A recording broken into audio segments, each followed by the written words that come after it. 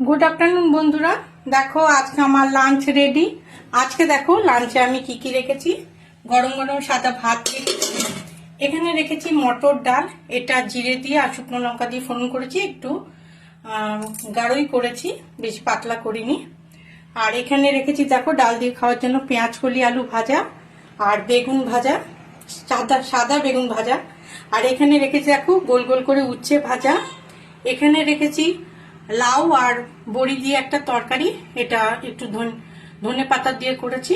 এখানে আজকে ঘি গরম মশলা দিইনি, খালি একটু ধনে পাতা দিয়েছি।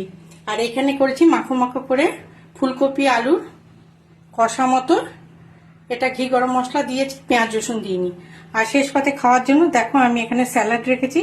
স্যালাডে রেখেছি শসা, টমেটো, মটরশুঁটি, গাজর আর বিট আর ধনে পাতা একটু দিয়েছি। এই হচ্ছে আজকে আমার লাঞ্চের মেনু। তোমরা কে কি লাঞ্চ করলে অবশ্যই ভিডিও দিও দেখবো। আমার লাঞ্চ মেনু তোমাদের কেমন লাগলো অবশ্যই কমেন্ট করে জানিও। ভালো থেকো, সুস্থ থেকো, এই পর্যন্ত।